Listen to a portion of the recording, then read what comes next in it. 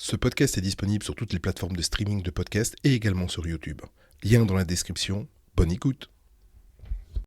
To all who come to this happy place, welcome.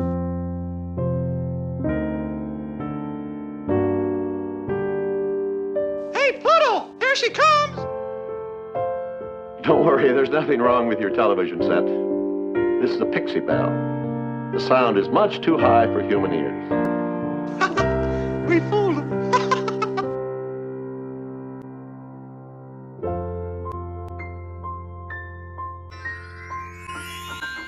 Gotta go, but thanks. On with the show. Bienvenue dans le boudoir de Walt. Je m'appelle Olivier, fan Disney, et je vous emmène dans les coulisses de la magie imaginée par monsieur Walt Disney. Aujourd'hui, nous allons parler du phénomène Lorcana. Pour m'accompagner, je reçois Jérôme. Bonjour Jérôme, comment vas-tu ? Bonsoir Olivier, comment ça va ? Moi ça va très bien, merci beaucoup. Écoute, c'est un véritable plaisir de te recevoir dans le podcast, ça fait pas mal de temps que je voulais te recevoir. Et voilà, donc pour ceux qui n'ont pas reconnu ta voix, qui est très connue dans le milieu Disney, et pas que, est-ce que tu peux un petit peu faire une petite présentation de toi et de tes différentes activités, que ce soit Disney ou pas, en tout cas, les choses que tu veux bien nous dire ? Ah bah écoute, j'ai un éventail d'activités assez large on va dire, mais les gens peut-être reconnaissent ma voix par rapport à un podcast auquel je participais il y a maintenant 3 ans, et j'ai lancé ma propre aventure en solo sur une chaîne YouTube qui s'appelle Jérôme en live. Et avec ma compagne Sandy, on faisait des petits critiques, des petits vlogs sur les parcs d'attractions qu'on découvrait à travers l'Europe. Et à côté de ça, on a toute une plateforme sur Twitch qui est vraiment en cours de changement. On va dire que Lorcana a fait un sacré chamboule-tout dans le milieu de Twitch chez nous. Parce que c'est vrai qu'on a essentiellement concentré Lorcana sur Twitch, et YouTube on l'a gardé pour les parcs d'attractions en général. Mais en gros, on fait un petit peu de tout avec ma compagne, ma future femme d'ailleurs. On se marie très bientôt avec Sandy. On fait beaucoup de choses. On a une petite... Merci beaucoup. On a une boutique en ligne spécialisée dans les sacs Launchfly et qui vend également du Lorcana, bien évidemment.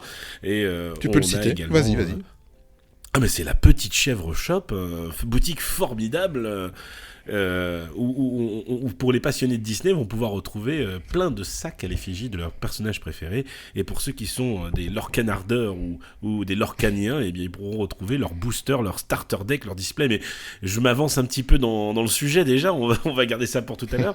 Mais autour de tout ça, on a Instagram bien évidemment, on avait à l'époque des appartements thématisés sur Disneyland. On avait 3 appartements, Adventure Home, Frontier Home et Discovery Home, mais cette aventure s'arrête dans quelques jours, malheureusement. Oui, j'ai vu ça. On se concentre sur les activités, on va dire un peu plus artistiques, et on est très content de ce choix et de cette décision. Ça nous permet de libérer un petit peu de temps, car on a une petite fille de 2 ans, et du coup on passe beaucoup de temps avec elle, et c'est beaucoup mieux comme ça. Ben écoute, ça a l'air de vous rendre heureux. Et moi, je voulais juste une petite, ce qui est normal. Je voulais juste une petite précision parce que on te connaît à la base sur la chaîne Jérôme en live, mais j'ai remarqué un petit changement de nom depuis quelques semaines. Est-ce qu'on dit encore Jérôme en live ou Les Bouilles en live ? Eh ben, écoute, on ne sait pas trop. On ne sait pas trop. On est encore un petit peu à la recherche d'une nouvelle identité, parce que on est passé même par une étape qui s'appelait la famille Bouille. Mais on s'est dit que si on faisait la famille Bouille, ça faisait trop genre papa, maman, enfant qui vont tester des jouets Playmobil pour les enfants. Non, on veut vraiment garder ce côté fun. Donc, on ne sait pas encore où est-ce qu'on va. On peut toujours me retrouver si on tape Jérôme en live. On peut nous trouver si on tape Les Bouilles en live. On sait pas trop où est-ce qu'on va, mais en tout cas, on y va. C'est le principal. Mais le tag de la chaîne reste Jérôme en live pour l'instant. Mais c'est vrai que c'est une chaîne et des projets qu'on fait à 2. Donc du coup, j'essaie vraiment d'inclure Sandy dans tout ce qu'on fait, parce qu'elle fait quand même le montage, elle fait quand même le dérochage et des fois des idées de vidéos. Donc je souhaite l'inclure un peu plus. Et c'est vrai qu'avoir une chaîne qui s'appelle Jérôme en live, et quand je ne suis pas dans les vidéos et qu'il n'y a que Sandy, ça fait un peu bizarre. Hein. Donc du coup, on est en pleine phase de rebranding, on va dire. Mais en tout cas, sur Twitch et sur Instagram, ça restera Jérôme en live.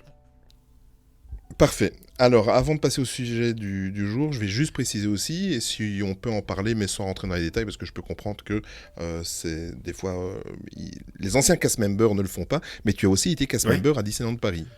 Bien sûr, bien sûr. Alors, j'étais cast member pendant beaucoup d'années. J'ai commencé ma carrière à Disney, à Discoveryland, où j'étais sur Chérie, j'ai rétréci le public. Attraction formidable, hein, je peux en parler pendant des heures. J'adorais ce thème de l'Imagination Institute. J'ai été transféré sur Star Tours, puis au Walt Disney Studios, où j'ai ouvert puis fermé énormément d'attractions, comme Disney Channel Television Production Tour, Cyberspace Mountain, Stitch Live. Bien évidemment, mon coup de cœur reste bien évidemment sur Armageddon, les effets spéciaux, où j'ai passé pas mal de temps. Et après, j'ai travaillé pendant un an à Walt Disney World, à Epcot, au pavillon français, sur l'attraction très critiquée Impression de France, mais ça m'a permis de découvrir les États-Unis sous un autre angle, et c'était une expérience incroyable. Travailler à Disney World, c'était pour moi un des gros tournants dans ma carrière, on va dire, et j'y regarde dans le passé avec grande affection et grande nostalgie, on va dire. Mais écoute, c'est parfait. Merci beaucoup encore une fois d'être venu. Pour tous ceux qui nous écoutent, je mettrai de toute façon, comme de coutume, tous les liens de notre invité dans le descriptif du podcast. Et comme ça, vous pourrez aller vous abonner, peut-être être client à La Petite Chèvre. Moi, je suis nouveau client. Oui, j'ai vu passer une commande en ton nom. Voilà. Mais et vous allez comprendre, c'est en relation en plus avec l'émission de ce jour. Et c'était... On va dire, il y a une petite auréole au-dessus de ma tête, c'était pour préparer l'émission que j'ai passé la commande, bien évidemment. Bien évidemment, bon, c'est uniquement dans un but professionnel. Exactement, comme beaucoup de personnes, exactement. Bon, on va passer au sujet du jour. Donc, petite introduction. Depuis août 2023, le jeu de cartes Lorcana est un véritable phénomène aux quatre coins de la planète. Que ce soit les fans Disney, les fans de jeux de société ou encore, vous allez rapidement vous en rendre compte, les collectionneurs de cartes en tout genre, rien ne leur a été épargné au niveau de l'attente et même au niveau des ruptures de stock. Aujourd'hui avec vous, et surtout avec l'aide de mon invité, je vais tenter de découvrir le phénomène mondial qui agite la Disney sphère. Même s'il est vrai que j'ai déjà un peu craqué depuis quelques jours, d'où l'effet client à La Petite Chèvre, mais uniquement pour le côté collection, je vais découvrir en même temps que vous l'univers merveilleux de Lorcana. Véritable passionné depuis la sortie du jeu, je pense que le plus simple, c'est de laisser la parole à Jérôme. Jérôme, avant de rentrer dans les mécaniques du jeu, comment est-ce que tu pourrais expliquer à un néophyte comme moi, et au passage pour certains auditeurs et nos auditrices qui vont peut-être découvrir et qui n'ont pas encore osé aller dans ce phénomène, comment tu pourrais nous décrire Lorcana ? Qu'est-ce que c'est Lorcana ? La description la plus simple de Disney Lorcana reste dans son titre. Le titre officiel du jeu, c'est Disney Lorcana TCG. Et TCG, ça veut dire Trading Card Game. Donc, tout est expliqué dans ces trois mots, Trading Card Game. Donc, jeu de cartes à échanger ou à collectionner. Pour ceux qui à l'époque, il y a une dizaine d'années, se connaissaient les gens qui tapaient le carton dans le bahut et c'était des cartes Magic, eh bien c'est exactement la même chose. Ou alors ceux qui connaissent la licence qui est très très connue, à savoir Pokémon, c'est la même chose, sauf que là on est vraiment dans un univers Disney et pas l'univers étendu Disney, mais vraiment l'univers des dessins animés Disney. Mais c'est un jeu de cartes avant tout à jouer, mais qui a dérivé énormément pour devenir un produit de collection très compliqué à collectionner d'ailleurs. En espérant qu'ils aient le même succès que des autres TGS, des TGC, TGC, je me trompe, Trading Card TCG, Trading Card Game. En espérant qu'ils aient le même succès que Pokémon ou Magic, par exemple. Tu étais déjà un collectionneur et un joueur de ce type de jeu ou pas du tout ? Absolument pas. Moi, c'est vraiment Disney Lorcana qui m'a fait rentrer dans le TCG. Je suis très fan de jeux de société. J'ai plus de 90 jeux dans ma ludothèque. Toutes sortes de jeux, des très simples, des très compliqués. Ça part du Uno, qu'on va pouvoir jouer en 10 minutes, à du Puerto Rico, qui est à 2h15 la partie. Moi, en fait, j'ai découvert Lorcana par l'intermédiaire du distributeur, à savoir Ravensburger. Moi, je suis très fan d'un jeu de société Disney que peut-être tu as déjà entendu parler, qui s'appelle Villainous. super jeu de société. Je l'ai. Tu l'as, dans ma bah, collection. c'est le même, c'est la même boîte qui distribue ça, c'est Ravensburger. Et il y a de cela 2 ans, ils ont teasé et annoncé qu'ils allaient créer leur propre TCG, à savoir Disney Lorcana. Et je me suis dit, il va se passer quelque chose d'énormissime avec ce jeu-là. Et très rapidement, j'ai voulu m'intéresser et savoir tout sur le sujet. Et comme Disney sait très bien le faire, il ne balance très peu d'informations en avance. Et jusqu'à ce qu'il y ait cette D23 où il y a eu les annonces officielles de la création et de Disney Lorcana, bah on savait très bien qu'on allait forcément s'y intéresser parce que un TCG, c'est très compliqué à rentrer dedans quand tu as loupé, on va dire, les 10 premières années, quoi. Donc, il faut s'y mettre assez rapidement C'est ça. pour comprendre les règles rapidement et pour assimiler le jeu. Et même en tant que collectionneur, il y a toujours ce côté plaisir de collectionner les premiers sets et se dire, ah bah j'ai le premier set au complet. Ça, c'est toujours un petit plaisir personnel qu'on cherche à avoir en tant que collectionneur. D'accord. On reviendra tout à l'heure sur le côté collection du jeu. Mais est-ce que tu pourrais expliquer, je sais que c'est toujours compliqué d'expliquer un jeu. Enfin, moi, je suis pas doué. Je suis collectionneur comme toi de jeux de société. J'en ai aussi un paquet. Et c'est un exercice que je n'aime pas, moi, personnellement. J'adore regarder les Moi, vidéos j'adore règles et ça, des choses comme expliquer les ça. règles. Ça, j'adore ça. Je passerai. Voilà. Ah, toi, tu adores ça. Eh bien, écoute, oui. justement, alors c'est bien. On a un spécialiste. Est-ce que tu pourrais tenter, ou tu vas certainement très très bien le faire, expliquer un petit peu les mécaniques du jeu? Alors, une fois de plus, expliquer un jeu, c'est compliqué quand on le fait en audio, mais pour faire simple, en fait, C'est ça. on va avoir un deck de cartes. Un deck de cartes, c'est-à-dire un paquet de cartes qu'on va pouvoir soit créer soi-même en respectant certaines règles, soit acheter un starter deck, qui sont des boîtes de decks qui sont déjà préconstruits par Ravensburger. Et du coup, le but du jeu, ça va être d'accumuler 20 lore, donc 20 points de victoire, pour gagner le jeu. Et pour gagner les points de victoire, c'est très simple. On doit envoyer nos personnages Disney, qu'on appelle dans le domaine de l'Orcana des Claimers. On va devoir les envoyer à l'aventure. Et il y a toute une mécanique de combat qui s'ajoute à tout ça, parce que forcément, chacun autour de la table va vouloir atteindre les 20 points le plus rapidement possible.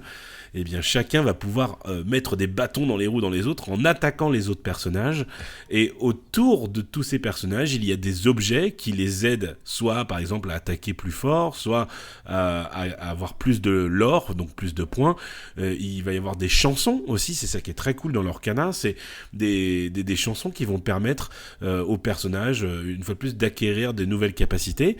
Et il va y avoir des lieux qui va pouvoir accueillir des personnages pour également leur donner des nouvelles capacités, des nouveaux pouvoirs. Mais en gros, la mécanique du jeu, elle est comme ça, toute simple, mais après, il faut la détailler un peu plus.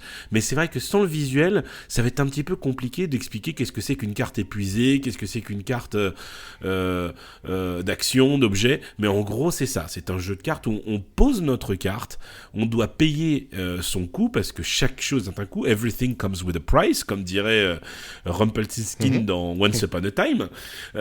Mais du coup, on a des cartes qui nous permettent de payer en fait ce prix, c'est ce qu'on appelle utiliser de l'encre. Mais tu vois, déjà rien qu'en expliquant comme ça sans avoir les visuels, ça commence déjà à être bien compliqué. Mais c'est un jeu de cartes. Imaginez n'importe quel jeu de cartes que vous connaissez. C'est des règles toutes simples, toutes bêtes, mais qui sont très rapides. Une partie de l'Orcana peut durer 15 minutes, comme elle peut durer 40 ou 50 minutes en fonction du joueur adversaire que tu vas avoir en face de toi. Et le truc qui est vraiment très cool avec l'Orcana, c'est que tu n'es pas obligé de jouer contre qu'une seule personne. Tu peux jouer 4, 5, 6, 8, 10 autour d'une table, même si dans le format compétition, on pourra en revenir plus tard si tu veux, on ne joue qu'en 1v1, un joueur contre un joueur, mais tu peux très bien faire une partie de l'Orcana à 4 à la manière de Villainous ou d'autres jeux comme ça de cartes, quoi. Toi, tu es plutôt, même si j'ai déjà la réponse parce que je suis ta chaîne Twitch et ta chaîne YouTube, tu es très collectionneur. Ce qui est dingue avec ce système de cartes, de collection, ce qui est dingue, c'est que moi, je ne suis pas je ne regarde pas beaucoup de Twitch au niveau jeux vidéo. Par contre, je me suis surpris à passer des soirées, je suis désolé, mais avec toi. Voilà, j'ai passé beaucoup de soirées en ta compagnie parce que je sais pas ce qu'il y a, ça te prend au trip. En fait, je remets ça je remets ça au football en fait. Je vais m'expliquer.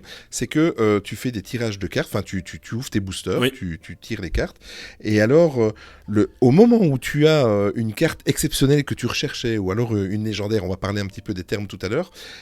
Je prends ça comme un but lors d'un match de football, tu vois, ou autre chose parce que je suis pas très football. Ah, mais complètement. Mais voilà, je le prends comme ça. Et on le vit avec les personnes, et pas spécialement avec Twitch et avec toi. J'ai des gens autour de moi, c'est un fait, ils me téléphonent, on passe chez toi parce qu'on va ouvrir des boosters. Ah, bien sûr. La différence avec toi, c'est que nous, on ne le fait pas sur Twitch, mais on vit la même intensité. C'est dingue.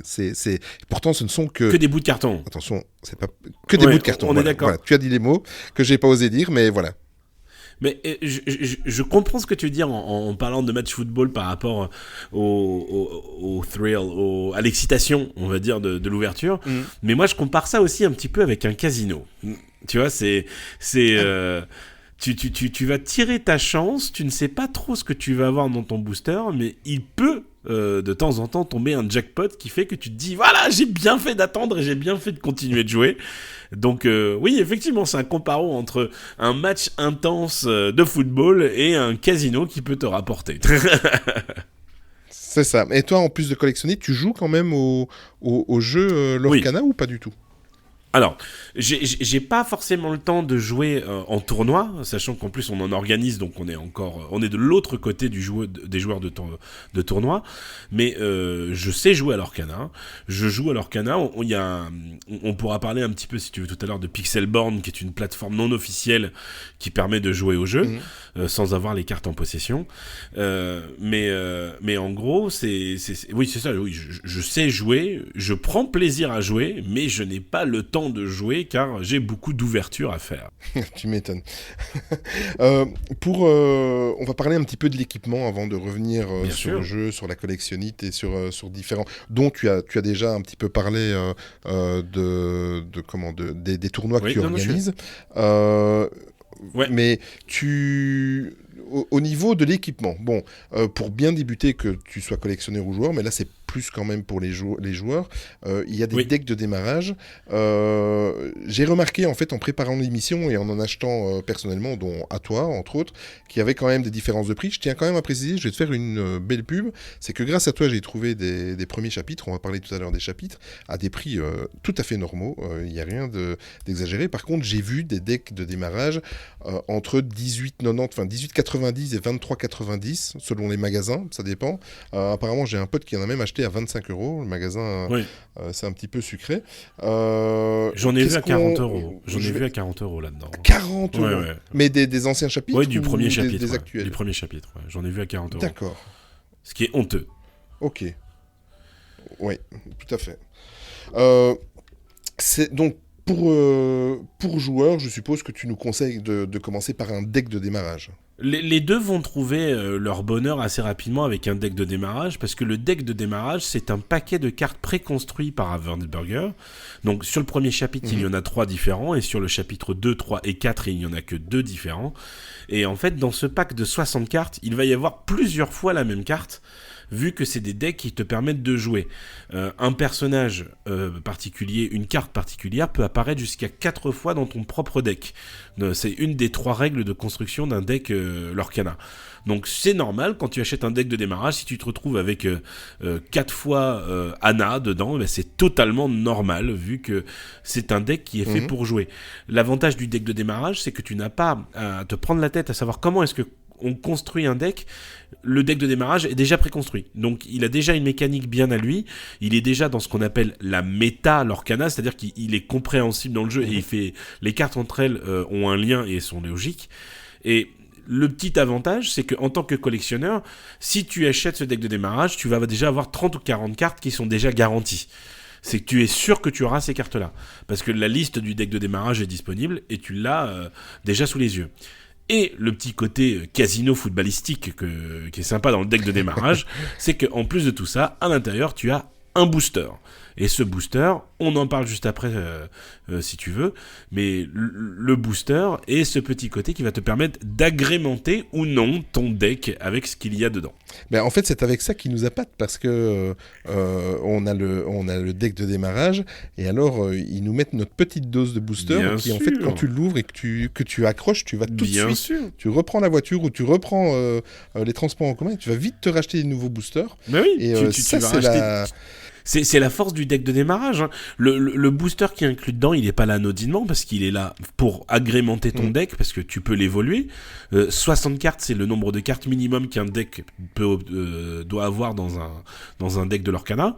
Donc tu peux rajouter des cartes que tu viens d'ouvrir. Et là tu te dis, ah mais en fait c'est marrant quand même d'ouvrir un booster. Quand on comprend comment ça s'ouvre, on se dit, ah bah tiens, moi j'aimerais bien aussi attraper des cartes rares et des cartes un peu plus rares. Donc ce booster, c'est un petit peu un appât. Un appel à devoir acheter, à pouvoir acheter d'autres boosters. Exactement. Les boosters, on les trouve dans les magasins entre 5,90€ et 7€ plus ou moins. Voilà, c'est la moyenne. Il y a aussi la possibilité, et je sais que tu en as fait l'expérience, d'acheter des boîtes entières de 24 boosters. Donc ça vous permet de faire un peu baisser le prix parce que il y a possibilité de trouver ça et que ça vous revienne plus vers les 5€ le booster quand vous achetez en grosse quantité. Toi, tu as fait très très fort dans une de tes vidéos. C'est très impressionnant quand tu pars à la chasse les premiers jours. C'est très très impressionnant. Mais voilà, donc il y a toujours moyen de trouver. Il y a aussi plein d'autres articles sur le côté. J'ai vu des coffrets cadeaux qui sont composés de 2 cartes brillantes surdimensionnées, des cartes brillantes jouables, des jetons de dommages autres, des 4 boosters de 12 cartes, des marqueurs. Ça apporte quoi en fait les cartes brillantes surdimensionnées? En fait, ça par contre, c'est pour la collectionnite. Ce n'est pas du tout pour le jeu. Ça, c'est purement et simplement collection. D'accord, ok. Ouais, c'est purement simplement collection. Les cartes qu'on appelle des cartes jumbo, les cartes grandes, ça s'appelle une carte jumbo. C'est purement pour la collection. C'est toujours un bel artefact, même à exposer, à encadrer chez soi, parce que c'est généralement des très belles cartes, les cartes jumbo. Mais le coffret cadeau, il est un peu compliqué parce que toutes les saisons, ils changent. C'est ça. Tous les chapitres, ils changent. Sur le chapitre 1, c'était un coffret cadeau classique. Sur le chapitre 2, c'était un paquet de cartes à collectionner thèmé sur le thème de Disney 100. Sur le chapitre 3, on est revenu sur un set cadeau normal. Et sur le chapitre 4, le coffret cadeau est tout simplement inexistant. Il a été remplacé par totalement autre chose, un autre produit, par un autre produit, l'Orcana, qui va être en plus très très très intéressant quand même. Mais le coffret cadeau, c'est pas forcément pour moi la meilleure solution pour les gens qui veulent se mettre dans le jeu. C'est vraiment plus pour les collectionneurs et plus, comme ils disent dans le mot, coffret cadeau, plus pour offrir. Je trouve que le trésor des Illumineurs, donc le Trove Pack, est beaucoup plus intéressant. Et qu'est-ce qu'il y a dans ce trésor des Illumineurs par rapport à un coffret cadeau, par exemple? Alors, le trésor des Illumineurs, lui, déjà, c'est une boîte de rangement. Déjà, ça, c'est top. Si tu commences à ouvrir pas mal de boosters, tu vas commencer à être sous l'eau, à savoir où est-ce que je vais les mettre dans une vieille boîte à chaussures. Là, au moins, tu as une boîte de rangement Lorcana qui, en plus, est toujours très belle et toujours à l'effigie du set en cours. Dans le set 3, il était encore mieux parce qu'il y avait des séparateurs de cartes, c'est-à-dire qu'on pouvait ranger nos cartes par couleur, parce que les encres de l'Orcana sont définies par des couleurs, il y en a 6 au total, donc jaune, violet, rouge, vert, bleu et gris, qui chacun représente une type de couleur. Rouge, c'est rubis, jaune, c'est améthyste, gris, c'est acier, etc., etc. Donc là, t'as des marqueurs qui te permettent justement de ranger tes cartes par type de couleur. En plus de tout ça, tu vas avoir 8 boosters pour pouvoir agrémenter un deck. Tu vas avoir des jetons de dommages, parce que effectivement, quand tu fais des combats, tu infliges des dommages, et au lieu de sortir un petit papier avec marqué -2, bah là, tu as des dés qui permettent de compter. Et tu as aussi un compteur de l'or, donc c'est ce qui te permet de savoir jusqu'à où tu vas pour avoir tes 20 points. Et il est toujours très très beau. Et ça, c'est vraiment, je trouve, notamment sur le chapitre 3 et 4, sont vraiment très très cool. Très très cool. Ça, c'est bien à voir. Alors, ça. j'avais pas précisé le prix du coffret cadeau. Donc, le coffret cadeau dont on parlait tout à l'heure avec les 2 cartes jumbo, on le trouve entre 29,90 et 32,90. J'ai déjà vu à 35, mais voilà, c'est le prix moyen que j'ai fait. Et la boîte, le trésor des Illumineurs. J'en ai vu à 100 euros 100 sur le chapitre 2. Il y en a qui se... Enfin, comme tout, Ouais. comme à chaque fois. Et Voilà, Vas-y, Jérôme. les TCG sont très, les TCG sont très à l'appât de ce qu'on appelle les scalpers. Hein. C'est les gens qui achètent pour revendre. C'est ça. Et malheureusement, Disneyland Paris nous aide pas du tout là-dessus, parce que vu qu'ils ne proposent pas de limite, il y a des gens qui, le premier jour du chapitre 2, sont repartis avec 100 coffrets cadeaux, ce qui est totalement honteux. Et d'ailleurs, Mais bon, ça c'est un autre D'ailleurs, sujet. je précise, parce que tout à l'heure, je vous ai parlé d'une vidéo de Jérôme que vous retrouverez facilement sur sa chaîne YouTube. Il le précise aussi et ça se voit, parce que c'était les premiers jours de sortie de l'Orcana. Il a fait des achats monstrueux, enfin énormes, dont à Disneyland Paris, mais c'était, contrairement, comme il le précisait dans la vidéo, ce n'était pas pour revendre, c'est pour lui personnellement. Donc, voilà. Ah bah oui, complètement. Complètement, c'était pour faire ma collection et surtout pour me donner du contenu à faire en Twitch et sur YouTube. C'était essentiellement pour ça. Après, effectivement, on fait de la revente sans spéculation. On fait de la revente sur une plateforme qui s'appelle Voct, où on laisse les gens gérer un petit peu leur budget sur ce qu'ils veulent faire. On met une carte en vente pour compléter leur collection, prix de départ à 1 euro, et puis si elle part à 2 euros et que je perds 50 euros sur une carte, c'est pas grave. Et si la carte part à 200 euros alors qu'elle en valait 2, bah c'est moi qui ai gagnant dans ce cas-là. Mais je n'achète pas dans le but de revendre, je revends tout ce que j'ai en trop. Parce que après, on en parlera un petit peu de comment on construit nos collections et comment on construit nos sets. Mais nous, on a besoin d'énormément de cartes. Tu vois, par exemple, là, j'en suis à ma 16e display, donc 16 boîtes de 24 boosters, et je suis loin d'avoir fini ma collection, quoi. La boîte Le Trésor des Illumineurs, aussi le prix 55,90 à 63 euros selon les magasins. Et en plus de ça, forcément, ils connaissent les passionnés. Il faut savoir que les passionnés de jeux de société et les passionnés Disney se ressemblent fortement, c'est-à-dire qu'ils veulent tout. En fait. Et donc, ils ont très très bien ciblé. Il y a aussi de magnifiques tapis de jeu qui sont entre 19,90 et 23,90 selon les magasins. Les tapis de jeu, ils sont de toute beauté. Oui. De toute beauté. Oui. Il y en a 2 par chapitre, sauf sur le premier chapitre où il y en avait 3. Tu as aussi la collectionnite avec les accessoires ou tu t'es limité aux cartes ? J'en prends un de chaque. D'accord, ok, ouais, logique.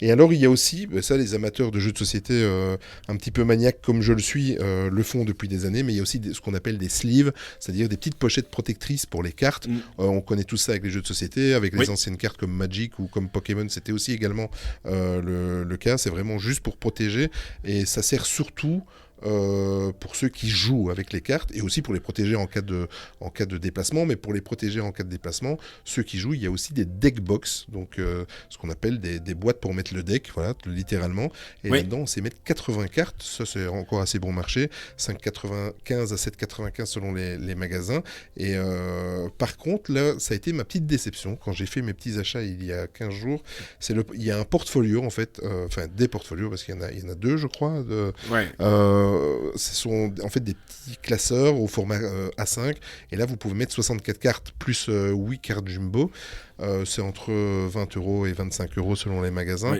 Par contre, forcément ils ont fait ça, c'est pas pour la collection parce que bon, moi j'ai vite fait d'aller sur Amazon, on peut citer d'autres, mais en tout cas moi j'ai acheté sur Amazon un classeur, des formats A4 etc pour en mettre plus, parce que là c'est fait pour mettre un deck en fait, et j'ai pas trouvé ça très pratique. Je sais pas ce que tu en penses Jérôme, parce que si tu joues tu vas pas...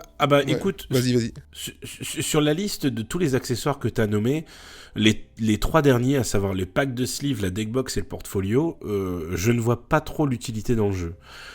Les sleeves Lorcana sont certes très jolies, mais elles sont très fragiles. Rien ne vaut de l'Ultimate Guard ou du Dragon Shield, pour n'en citer que 2, qui sont vraiment très propres. Les deckbox sont très belles, mais elles sont en plastique, elles sont pas très pratiques, on va dire, alors qu'une fois de plus, les 2 derniers constructeurs que j'ai cités font des choses qui sont très très bien.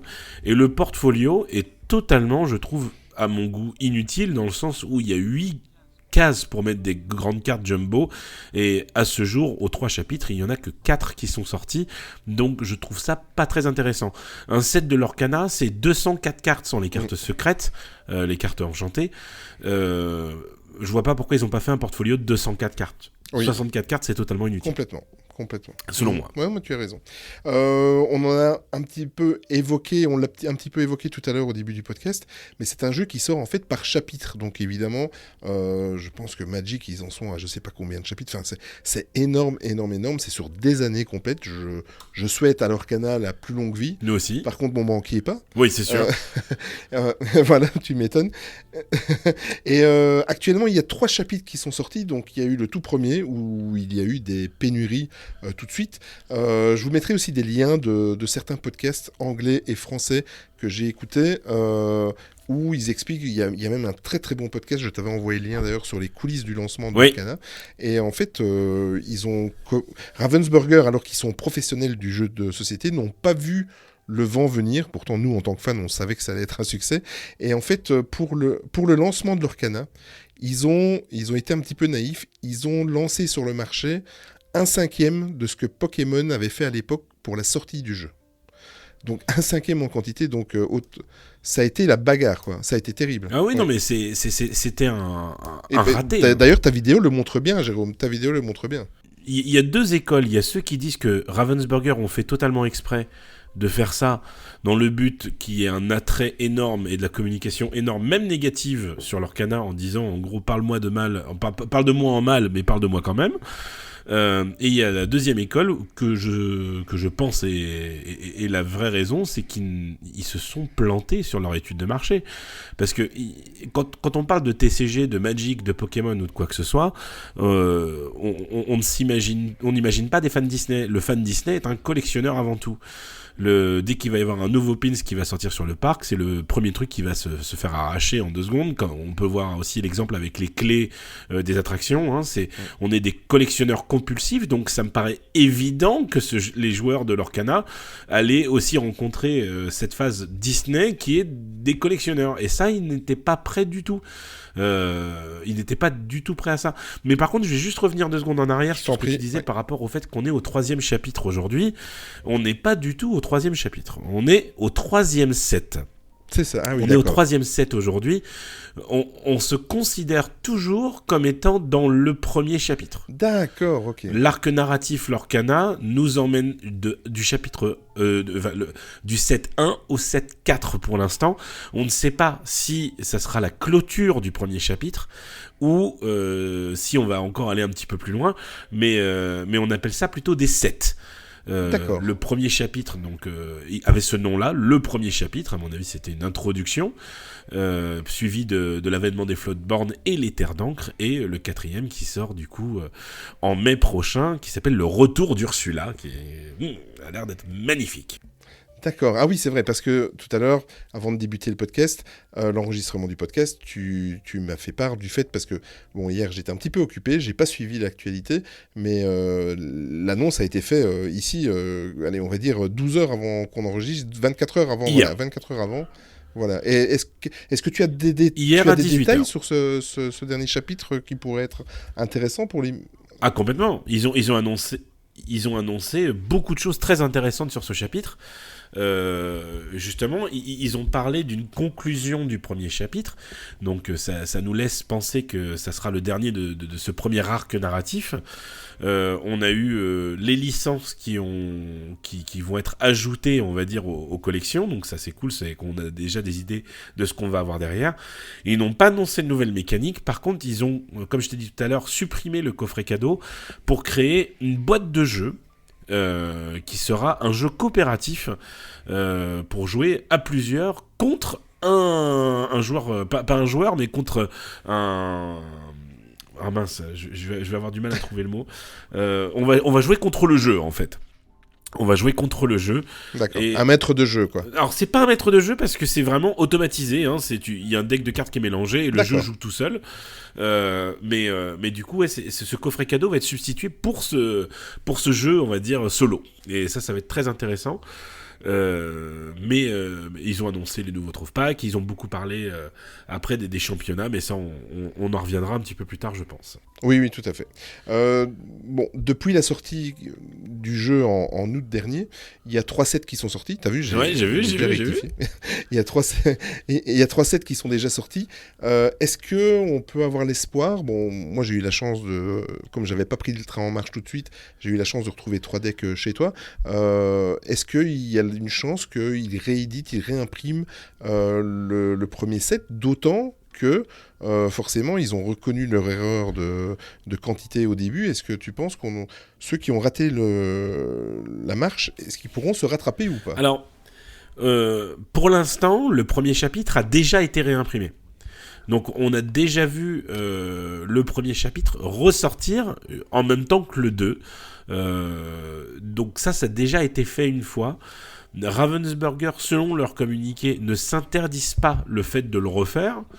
Cependant, il n'y a pas d'annonce comme quoi ça va être fait dans l'année ou quoi que ce soit. Mais dès le départ, ils nous ont dit on ne limitera pas les réimpressions des sets. C'est à tout moment, ils peuvent nous dire écoutez, ça fait 5 ans que c'est sorti et les cartes ressortiront exactement à l'identique. C'est pour casser la spéculation, justement, pour éviter de dire cette carte elle est super rare, machin. Ils ont quand même fait, selon moi, une petite bêtise, mais bon, après, pour le jeu, c'était totalement cohérent, c'est qu'ils ont corrigé les erreurs des cartes, ce qui fait que maintenant, on peut voir la différence entre une carte qui a été issue du premier tirage ou du deuxième tirage, mais ils ne s'interdisent pas de le réimprimer encore une fois. Mais pour l'instant, il n'y a aucune annonce sur le fait de ressortir du Lorcana premier chapitre. Ce qui est important aussi de préciser, et je l'ai découvert en fait en écoutant certains podcasts, c'est que sortir des jeux de ce type actuellement, c'est un petit peu compliqué dans les quantités parce que il faut pas oublier que c'est mondial, ou presque, voilà, c'est presque présent un peu partout. Il y a une crise du papier, donc du papier, du carton, de toutes ces matières-là. Il faut pas oublier que dès qu'ils font un jeu de ce type, ce n'est pas une usine qui intercale d'autres clients, d'autres jeux, c'est carrément des usines entières qui tournent pour pouvoir imprimer ce type de jeu, vu les quantités. Et voilà, après je sais pas ton avis, je pense qu'ils ont beaucoup surfé sur cette soi-disant, mais qui existe, crise du papier, pour s'excuser de la sortie et des quantités qu'ils avaient mis sur le marché. En fait, ce qui se passe, c'est que ils nous expliquent que les imprimeurs qu'ils utilisent ont déjà leur calendrier complet 2 ans à l'avance.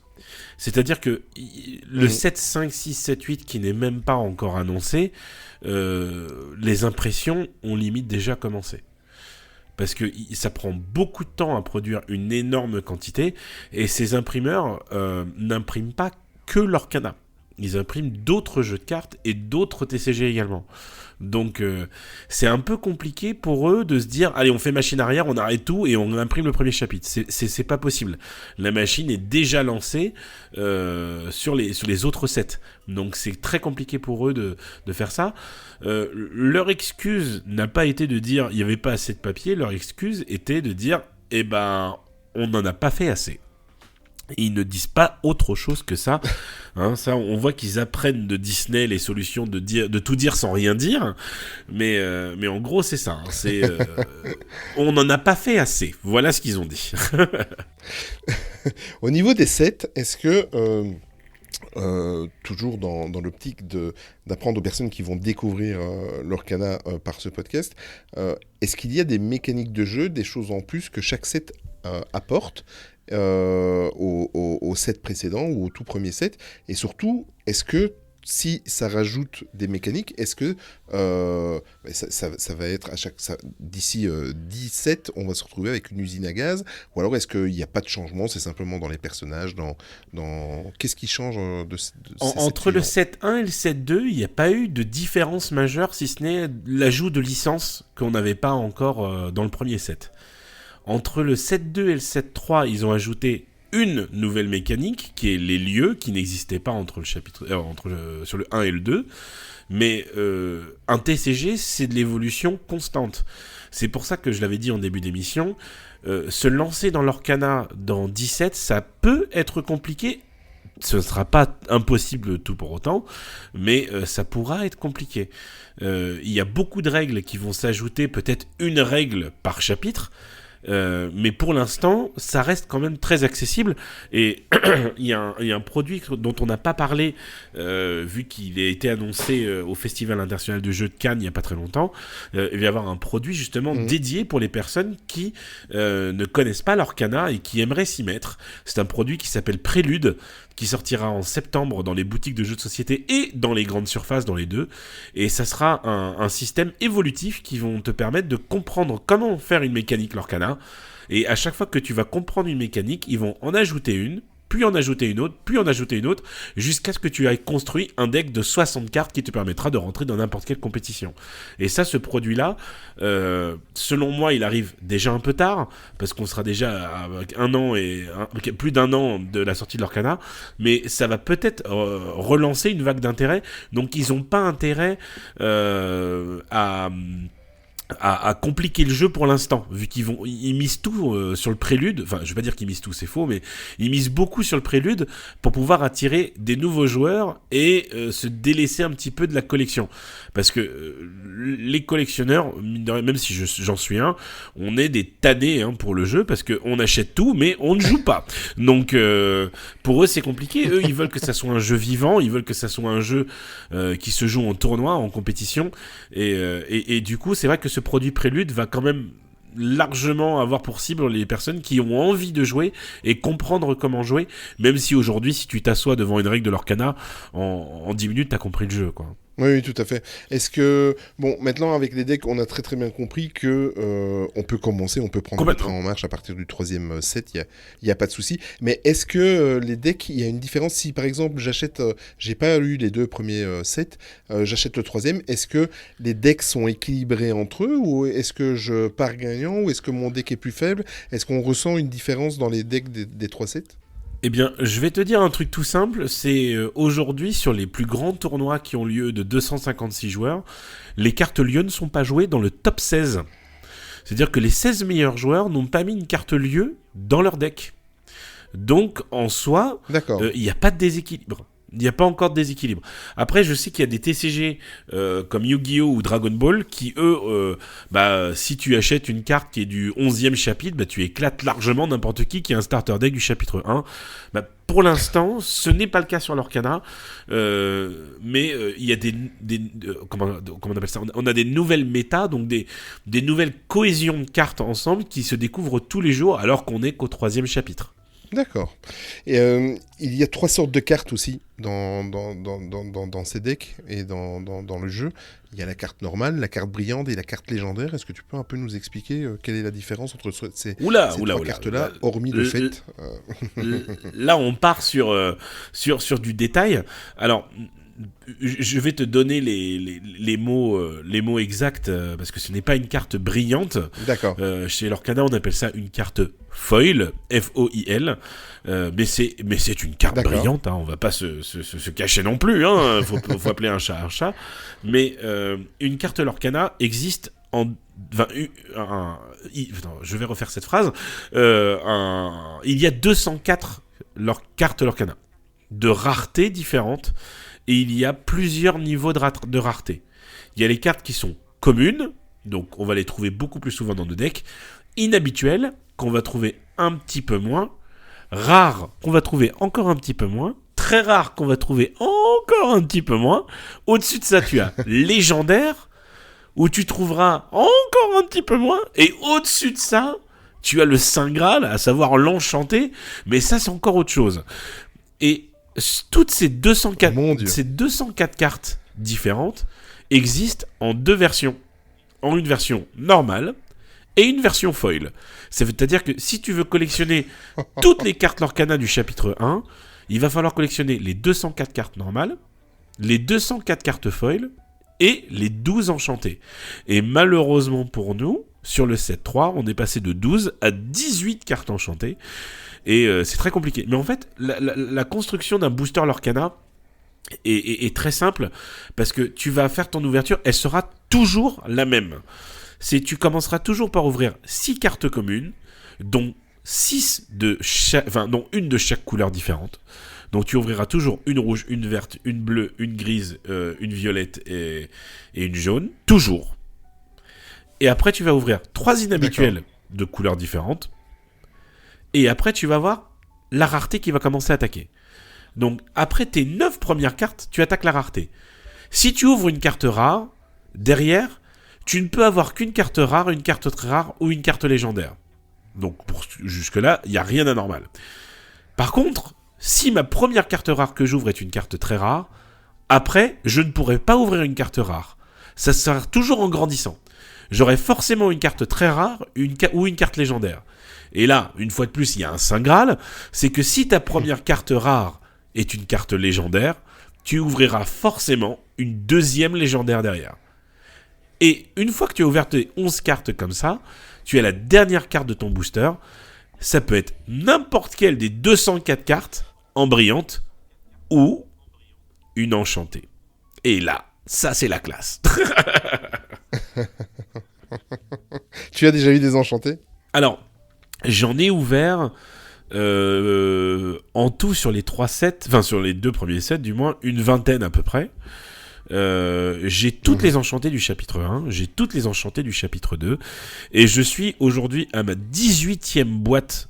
Non, je te dis des bêtises, 3 x 4, 12, donc 4 x 4, pardon, je suis à ma 16e boîte Lorcana chapitre 3, et je n'en ai pas ouvert une seule, alors qu'il y en a 18.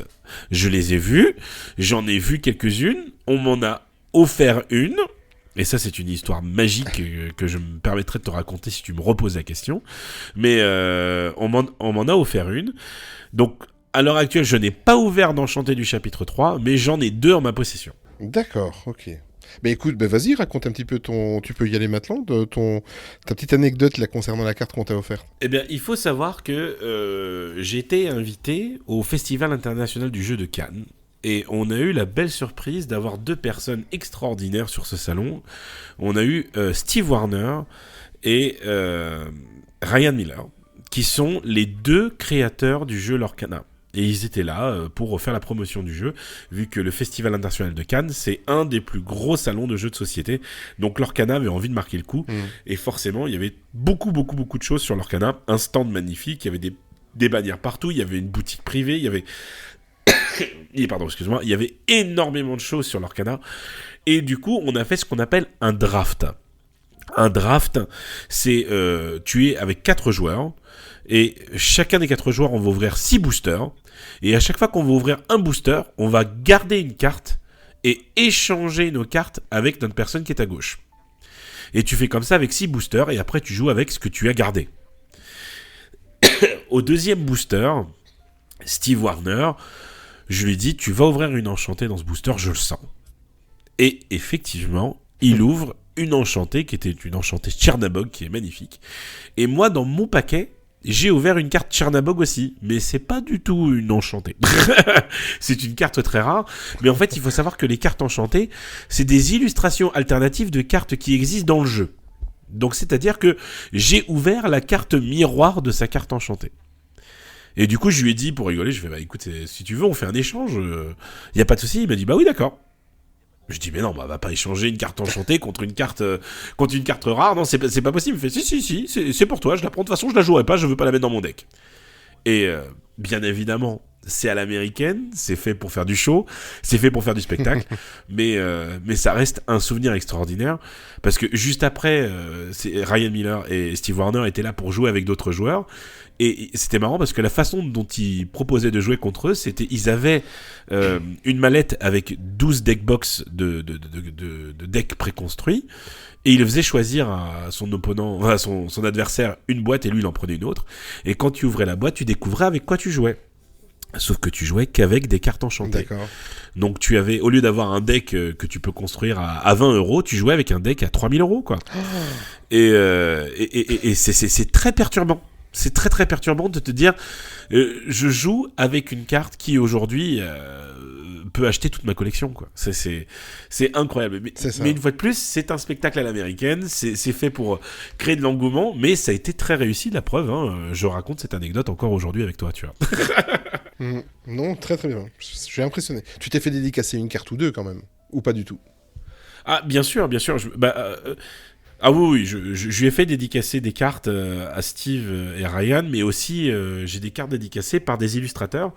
Parce que Lorcana, on en parle, c'est vrai que depuis maintenant pas mal de temps, mais on n'a pas parlé de cet aspect quand même qui est quand même ultra important.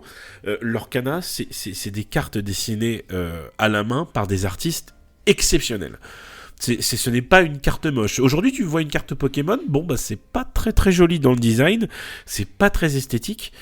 Mais une carte Lorcana, en tant que fan Disney, bien évidemment, donc fan corrompu, bien évidemment, c'est des cartes qui sont très, très, très belles. Et on a eu la chance, par l'intermédiaire de nos événements, mais aussi par le Festival de Cannes, de rencontrer des artistes Lorcana. Et du coup, j'ai des cartes dédicacées par chaque artiste que j'ai pu rencontrer jusque-là. D'accord. Je me suis posé une petite question en préparant cette émission, c'est qu'on remarque rapidement, comme tu as dit tout à l'heure, il y a des licences qu'on n'avait pas dans le premier set qui sont arrivées dans le deuxième, etc., etc. Est-ce que tu penses qu'un jour, on pourrait avoir des sets avec, par exemple, des personnages Marvel, Pixar ou Star Wars? Star Wars, ça me perturberait parce qu'il y a déjà des cartes, des jeux de cartes de ce type Star Wars qui existent. Ouais. Mais est-ce que tu penses que tout doucement, on va peut-être voir venir des autres personnages, des autres licences de Walt Disney? Marvel, je pense pas, parce que Marvel vient de signer un contrat avec Magic, donc je pense qu'on ne le verra pas. Comme tu l'as dit, Star Wars, il vient de sortir ces dernières semaines Star Wars Unlimited, qui est le TCG Star Wars par définition. Donc je ne pense pas que c'est des licences qu'on verra apparaître incessamment sous peu chez nous, ou voire jamais sur Lorcana. Par contre, Pixar, ça ne m'étonnerait pas que dans 10, 15, 7, on puisse les voir apparaître. Mais faut imaginer que des films mythiques, comme par exemple Pocahontas, Tarzan, n'ont pas encore eu leur carte. Dumbo n'a pas eu encore de carte. Donc, je pense qu'avant qu'ils arrivent à se dire on a besoin d'autre chose, on a besoin de rajouter Pixar, je pense qu'on a un petit peu de route, parce que Pixar, c'est quand même beaucoup d'animation en 3D, et les cartes Lorcana, qui sont des cartes dessinées à la main, il y a quand même cet aspect très, on va dire, old school de Disney, même si tu as des cartes La Reine des Neiges et que tu as des cartes Vaiana, Raya ou des trucs comme ça, je pense que Pixar est un petit peu trop éloigné pour Lorcana, mais je pense que pour un coup marketing, bien évidemment, ça va être très intéressant pour eux de se dire, allez, on met des cartes Wally, on met des cartes Coco, bien évidemment, on rêve tous de ça, mais je pense qu'avant qu'ils épuisent leur catalogue de licences Disney, il y a de la route. Je pense.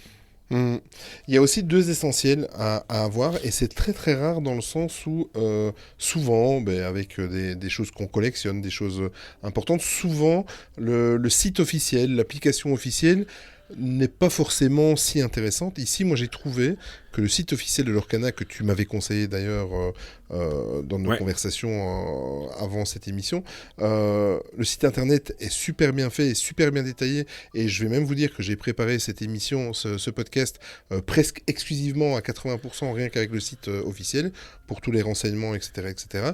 Et alors il y a un indispensable, je ne pensais pas un jour que je serais accro à une application smartphone, que ce soit Android ou que ce soit iOS, il y a l'application smartphone, c'est surtout si vous faites la collection, même si vous jouez, mais elle est indispensable, elle est complète, il y a tous les sets qui sont à chaque fois mis sur l'application, vous pouvez noter, les mettre en coup de cœur, vous pouvez mettre le nombre de cartes que vous avez, si vous les avez en foil, c'est ça que tu dis, foil, comment tu disais?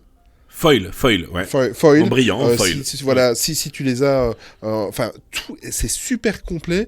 Vous voyez, vous pouvez regarder la carte en gros plan. Vous pouvez composer des decks. Vous pouvez composer votre deck avant sur votre application et après le faire en réalité et sélectionner vos cartes.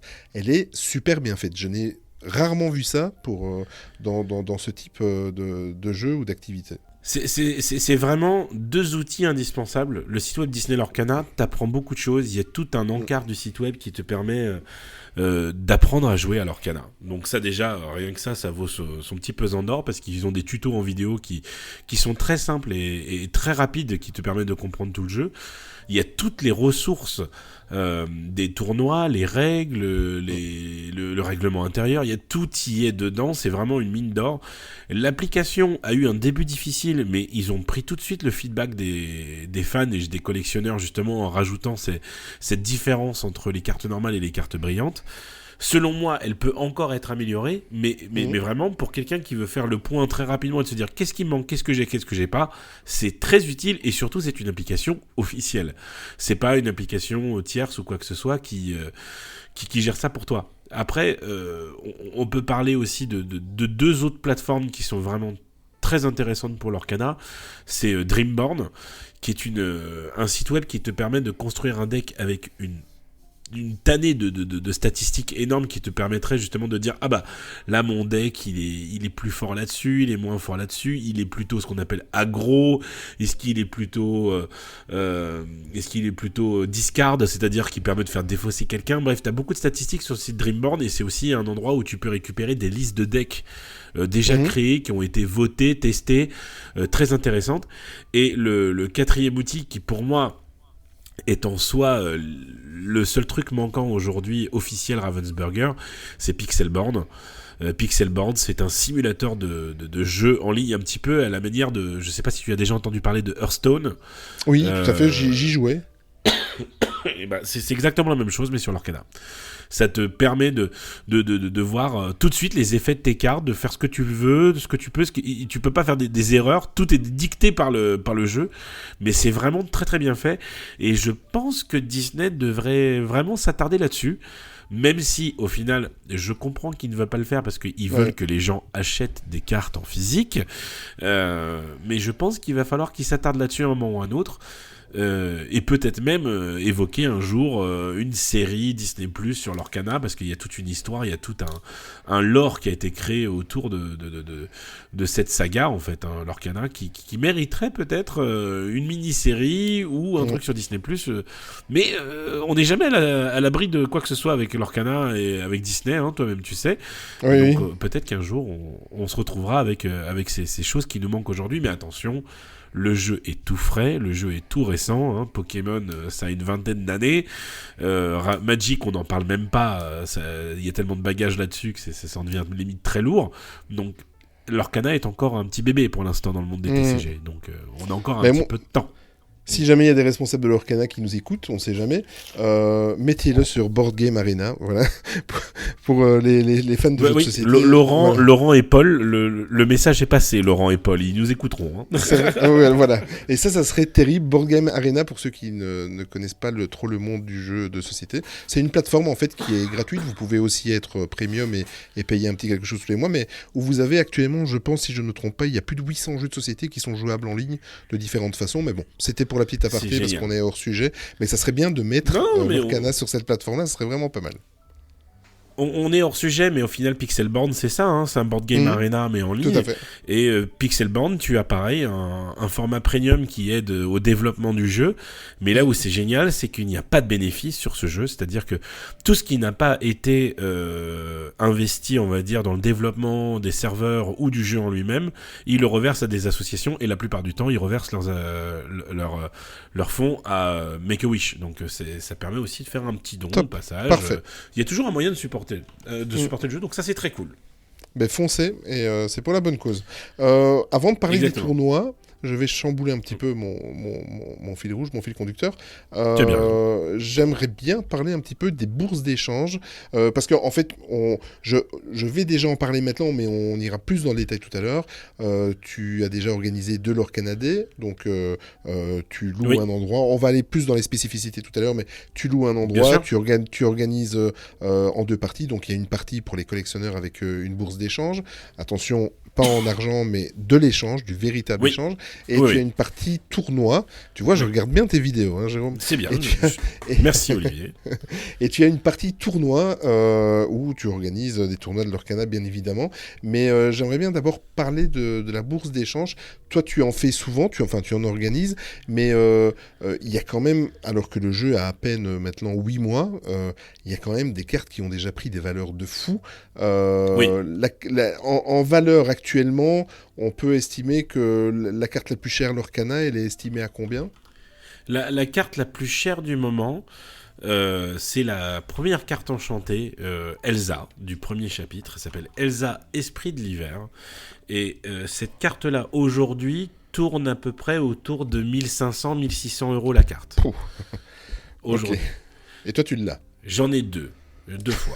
J'ai beaucoup de chance, et en plus j'ai beaucoup de chance parce que j'utilise un système de gradation, c'est-à-dire que tu peux envoyer tes cartes à des sociétés professionnelles qui vont te dire cette carte de 1 à 10, elle vaut tant. Et j'ai beaucoup de chance parce que Collectora, qui est une société de gradation française, à qui j'envoie mes cartes, parce que je les envoie chez eux parce que, une fois de plus, c'est de la collection, pas spéculative, c'est de la collection que moi je garde pour moi, mais ils ont des étiquettes qui vont au-dessus justement, qui décrivent la carte et justement cette note, qui est une prolongation du dessin artistique. Et c'est pas un dessin qui a été fait par une intelligence artificielle ou quoi que ce soit, c'est des vrais dessinateurs qui sont derrière, mais qui prolongent la carte sur l'étiquette, et c'est très très beau. Donc kudos to Collectora, hein, qui est vraiment un super gradeur de cartes. Et j'ai beaucoup de chance parce qu'une de mes deux Elsa est notée 10, donc 10 sur 10, donc parfait état. Et une carte 10 sur 10 aujourd'hui, ça vaut entre 2000 et 2500 € sur une Elsa. Toutes mes félicitations. Merci beaucoup. Mais ce n'est pas fini, on en est qu'au début, comme tu le dis. Hein. Tu m'étonnes. Je vais juste revenir un petit peu en arrière. Tout à l'heure, on a parlé des illustrateurs et tu viens encore de en reparler. C'est très important parce que c'est rare dans le milieu du jeu de société. Mais si vous regardez sur les cartes, le nom des illustrateurs, ils sont indiqués. Et ça, c'est très très bien. Et c'est vrai que là, ils mettent en avant les illustrateurs. Sur chaque carte. C'est très beau, sur chaque carte, exactement. Exactement. Ouais. J'ai vu aussi passer, c'est un petit peu le syndrome jeu vidéo. J'ai vu qu'il y avait même des collectionneurs de full set complet. Ben toi, en l'occurrence, tu as un full set de cartes. Ça aussi, un full set par exemple de la première saison, on peut tabler sur combien ? Moi, j'ai vu certains prix, hein, mais et je suis dans certains groupes d'échange. J'ai vu des gens qui proposaient leur full set. De premier set, du premier chapitre, à plus de, ça dépassait les 5-6 000 €. Ah oui, non mais il y a full set et full set. Hein. C'est ça. Toutes les cartes du chapitre 1, l'une derrière les autres, normalement, tu peux trouver des full sets à 450 €. Toutes les cartes du full set issues de la première impression avec les erreurs, tu peux monter à 1000 €. Toutes les cartes du full set numéro 1 avec toutes les enchantées, je veux même pas savoir. C'est monstrueux. C'est un prix monstrueux. Mais c'est pour ça que tu vois, mine de rien, tout à l'heure on parlait de football et moi je parlais de casino, la raison est là. Hein. C'est un coût. C'est un coût. Le jeu peut se jouer avec un starter deck à 20 €, hein, qu'on soit bien clair. Il ne faut pas débourser 5000 € pour pouvoir jouer à l'Orcana. Non, ça ce n'est pas le cas du tout. Mais il y a ce côté collection et ce côté spéculatif qui fait que aujourd'hui, ouais, si tu veux absolument toutes les cartes qui ne sont pas du tout nécessaires pour jouer, il va falloir débourser une petite somme aujourd'hui et c'est un peu compliqué. Ouais, c'est un peu compliqué, effectivement. Aujourd'hui, tu vois, par exemple, là, on est en train de travailler sur un trade, donc sur un échange pour une carte enchantée Jafar qu'on n'a pas sur le chapitre 3. On est déjà à 70 cartes collectionnées pour cette personne et on n'est toujours pas au montant de cette carte enchantée Jafar, tu vois. Oh, c'est dingue. C'est dur. C'est dingue. Ouais. J'ose même pas imaginer avec les années le prix que ça va valoir tout ça. C'est incroyable. Ça va ne faire qu'augmenter. Et la seule chose qui peut casser les prix et que Ravensburger en a pleinement conscience, c'est de dire, vous savez quoi, demain on ressort le chapitre 1. C'est le seul truc qui peut casser les prix et je le souhaite. Pas en tant que spéculateur, parce que je ne suis pas un spéculateur, mais je le souhaite en tant que collectionneur qui vont le refaire. parce que ça permettrait aux gens de recollectionner des cartes du chapitre 1, ou même peut-être de jouer avec des cartes du chapitre 1, mais on a bien conscience que, tu vois, aujourd'hui, quelqu'un qui va sortir un display de Pokémon première génération, bah, il va sortir une display à 5, 6, 7, 8, 10 000 euros, tu vois. Donc, moi, dans ma collection, j'ai gardé 2 displays, 2 boîtes de 24 boosters du chapitre 1, première impression. En aucun cas, ces cartes ne seront vendues, mais je vais me faire un kiff dans 10 ans de me dire, ah bah tu sais quoi, je vais réouvrir des cartes du premier chapitre, et ça tombe derrière moi, il y a des enchantés qui sont bloqués dans ces displays, qui ne vont pas voir le jour avant 10 ans, quoi. C'est super stressant, hein, comme truc, surtout que tu vois qu'on est en pleine phase de préparation de notre événement et de notre bourse d'échange, donc on se dit, ça tombe derrière nous, on a des cartes qui nous permettraient d'offrir peut-être un full set complet, quoi. Bon, j'ai remarqué aussi que, parce que ma femme est aussi passionnée que moi, ça occasionne, je le dis bien sûr, il ne faut pas le prendre au premier degré, mais au pied de la lettre. Voilà, au pied de la lettre. Mais par exemple, moi, je me suis interdit exprès pour ce podcast, et demain je vais courir à faire vite une partie, je me suis interdit depuis 3-4 semaines que j'ai mis les pieds dedans, d'apprendre les règles pour justement les découvrir avec toi. Et par contre, ma femme a largement commencé le côté collection. Donc en gros, mais c'est vrai que comme tu l'as expliqué, ouais. Des fois, enfin non, tout le temps, on ouvre des boosters, on ouvre des decks, forcément, il y a 4 cartes les mêmes pour certains personnages, etc. etc. Oui. Et forcément, alors on se retrouve avec ma femme qui est collectionniste, qui dit mais tu l'as 4 fois, je dis oui, mais moi c'est mon deck, ou alors voilà, donc on se retrouve, quand vous faites les deux, en parallèle, c'est très très compliqué, donc j'ai vraiment hâte d'enfin commencer à vraiment jouer, parce que ma femme elle est frustrée parce que j'ai des cartes dans mon deck que je lui ai pas donné, parce que je voulais les garder pour mes jeux, mes parties. Même chose, elle a des cartes qu'elle a dans sa collection que j'ai envie de prendre pour l'inclure dans mes decks. Bien sûr. Ouais, c'est très complet, c'est dingue. Et ben tu vois, tout ce que tu viens de dire résume parfaitement le trading card game. C'est vraiment... Il va falloir faire un choix pour ta collection, il va falloir faire un choix pour ton jeu, et il va falloir des fois sacrifier ta collection pour jouer. Ou alors tu vas trouver une carte, tu vas dire « Ah mais ça serait génial pour la jouer !» Mais quand tu vas voir la valeur de cette carte, tu vas dire « Ouais, en fait, je ferais mieux de la mettre sous boîtier et de la collectionner plutôt qu'autre chose. » C'est ça. Et en parallèle, tu dois... Sandy... Vas-y, excuse-moi. C'est pour ça qu'avec Sandy, tu vois, chaque carte, on la veut en minimum en 7 exemplaires. D'accord. En minimum en 7 exemplaires. Parce qu'on veut être capable d'avoir un set qui ne bougera jamais, qui est notre master set. Donc c'est une collection complète normale, une collection complète brillante foil. Et après, on a un classeur de 6 cartes, chacun, où on s'autorise à piocher dans ce classeur-là pour construire nos decks. Et quand on a fini de jouer avec cette carte-là parce qu'on a trouvé une carte qui pouvait la remplacer, bah on la remet dans notre classeur. On a un classeur qui est fait exprès pour jouer et un classeur qui est fait exprès pour collectionner. Donc les deux peuvent très bien cohabiter. Oui, et à cela je vais rajouter qu'il faut aussi, ma femme qui elle est du côté collection, non seulement elle veut des cartes de mes decks que je ne lui donne pas si j'en ai besoin pour mes decks, et en plus de ça, il faut aussi se garder une réserve sur le côté parce qu'on aimerait bien participer à des bourses d'échange, etc.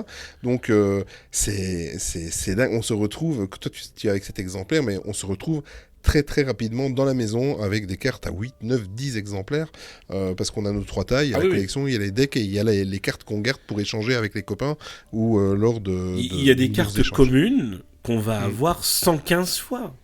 Il y a des cartes communes qu'on va avoir 115 fois.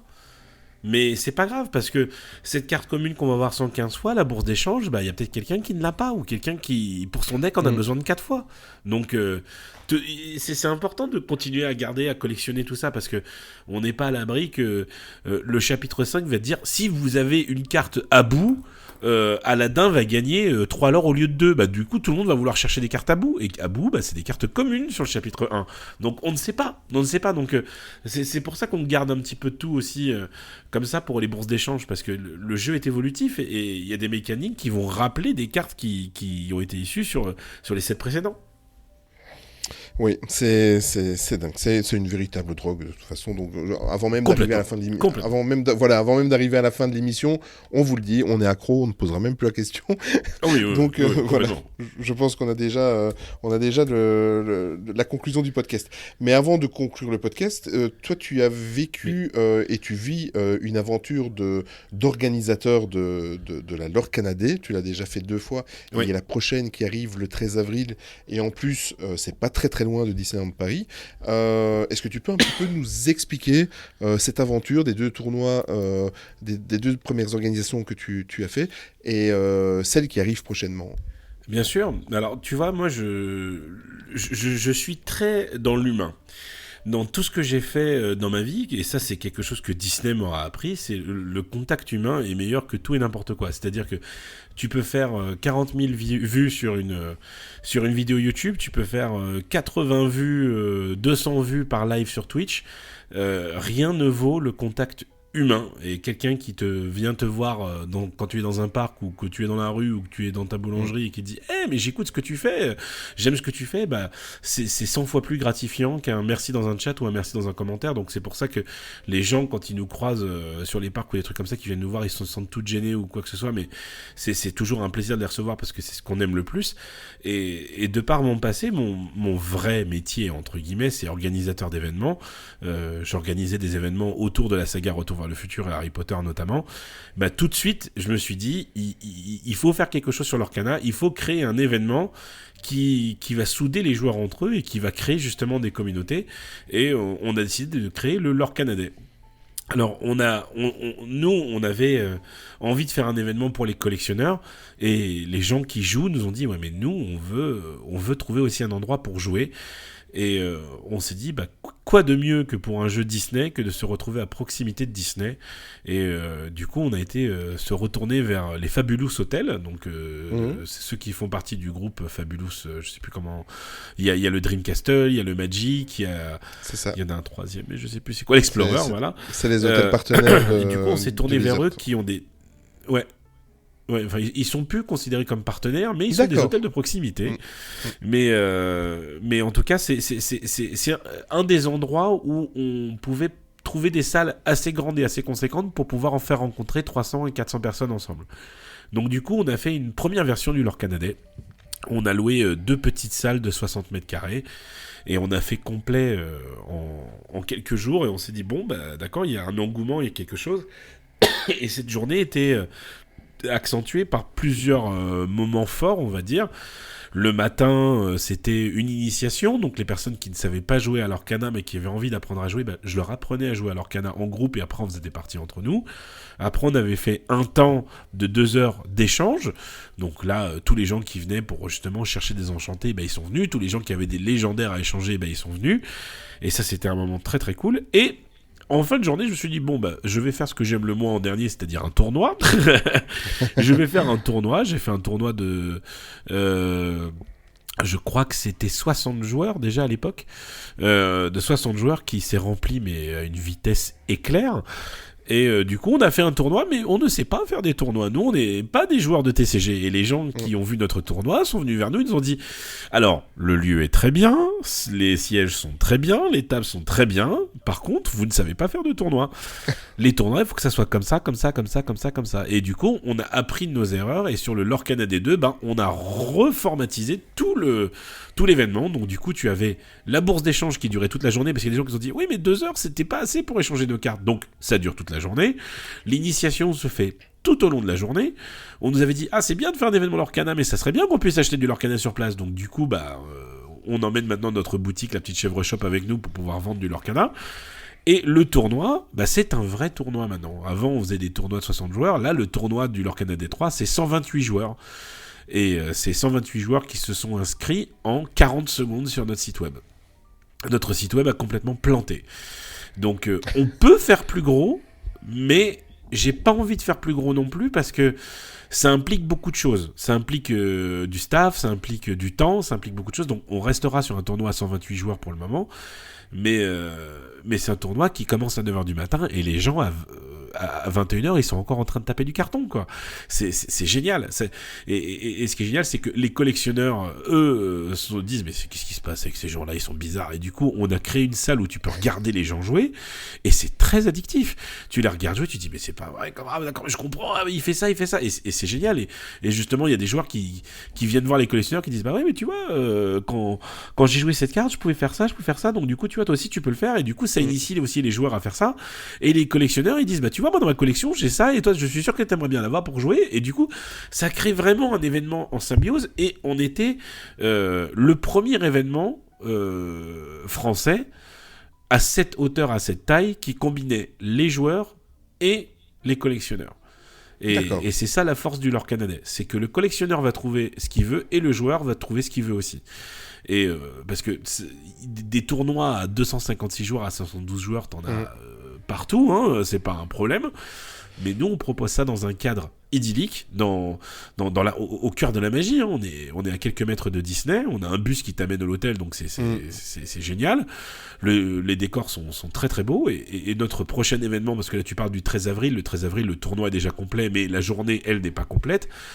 Tu peux venir rencontrer deux artistes internationaux. Il y a Giulia Riva et Alice Pisoni qui ont designé des cartes magnifiques et Alice Pisoni, selon moi, est une des meilleures artistes Lorcana qu'il y a à avoir.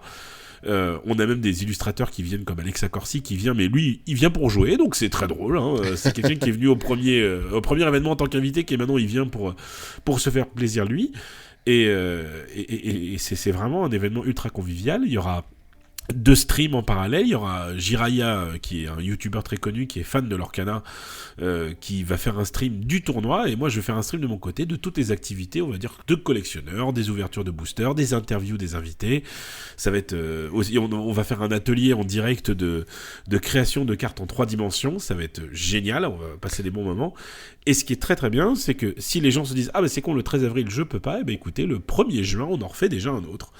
Et ça sera le Lorcana Day 4, et l'ouverture de la billetterie se fera le lendemain de notre événement du 13 avril, et ça va être très très cool. Et ça sera sur lorcanaday.fr.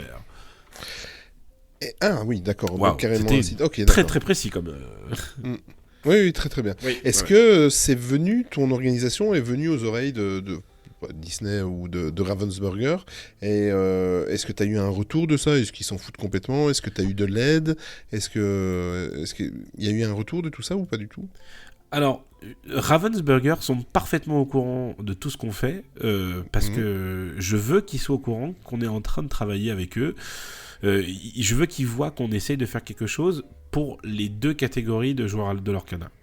Parce que ils ont très très conscience des joueurs, mais ils ont très peu conscience des collectionneurs, et je veux qu'ils aient ce feedback là. Donc à chaque fois qu'on fait un événement, j'envoie un message au brand manager et au product manager de Lorcana français, qui sont des bons contacts maintenant, et eux en échange, ils m'envoient des petits lots et des petits trucs à faire gagner sur place.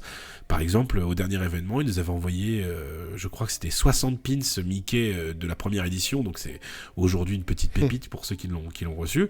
Ils nous envoient des cartes promotionnelles, des trucs comme ça. Donc ils ne sponsorisent pas l'événement, mais ils le soutiennent. D'accord. Et ils nous interdisent pas de le faire. On a eu un petit frein de leur part qui était de ne pas utiliser le logo Disney Lorcana tel qu'il existe. Et on nous a demandé de ne pas vendre de produits Disney Lorcana non officiels. C'est-à-dire qu'on voulait inviter, tu sais, des gens qui font des deckbox en impression 3D, ou des serre-têtes à l'effigie, des couleurs. Donc ça, on n'a pas eu le droit de le faire. D'accord. Mais dans le but de rester cohérent avec eux, on fait ça, et on s'est proposé en tant que co-organisateur des prochains événements officiels Lorcana. Pour l'instant, on n'a aucun retour. Je peux pas vous dire qu'un jour on sera un événement officiel. D'un côté, j'ai envie de dire oui, mais je ne le souhaite pas trop non plus, parce que ça va impliquer énormément de choses.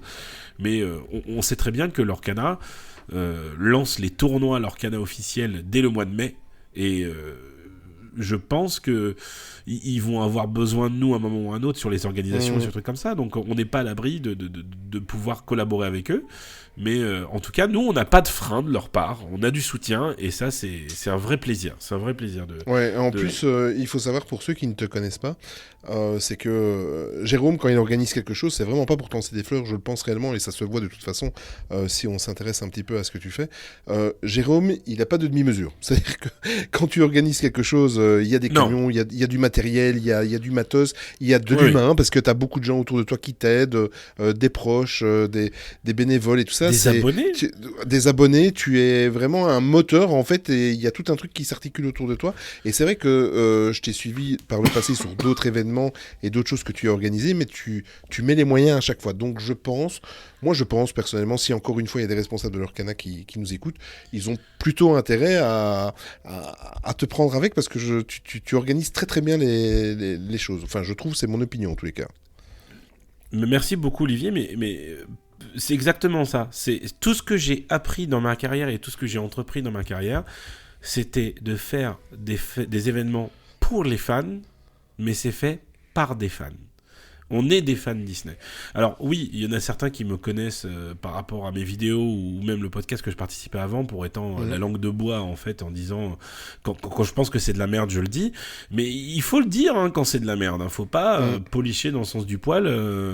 Tu sais, je dis toujours que mettre du caca sur une crêpe n'en fait pas une crêpe au Nutella. Donc il faut être transparent, et il y a des moments où même sur Ravensburger, moi quand je les ai rencontrés, j'étais brut de pomme avec eux comme je le suis d'ordinaire, et je leur ai dit voilà, il y a ça qui va pas, ça faut changer parce que ça déconne complètement quoi. Donc c'est quelque chose qui, je pense, ils vont avoir du mal à s'associer avec moi par rapport à ça, parce que Disney, tu vois, à l'époque j'étais l'instigateur, on s'est dit ça, j'étais la personne qui a fait la manifestation des oreilles jaunes pour manifester contre les lois, les règles de Disney par rapport au système de réservation. Je suis désolé, mais exactement. C'est quand je n'aime pas quelque chose, je le dis, mais quand j'aime quelque chose, je le fais bien, et qu'on soit très transparent avec les auditeurs et les gens qui nous écoutent maintenant. L'Orcana Day n'est pas un événement qui nous rapporte de l'argent du tout. La preuve en est que jusqu'à ce qu'on ait eu notre sponsor la semaine dernière, on était en perte sur notre événement.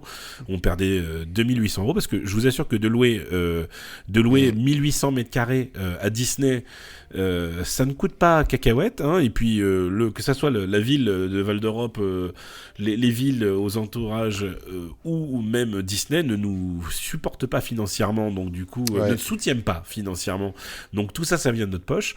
Oui, on fait ça en tant que fan, pour des fans, et en aucun cas c'est fait pour faire de l'argent. Nous on y va pour échanger nos cartes, et surtout avant toute chose pour rencontrer les gens, parce que on adore ça avec Sandy, on adore pouvoir rencontrer les gens qui nous suivent sur Twitch, qui nous suivent sur YouTube, et c'est ce qui fait le plus plaisir.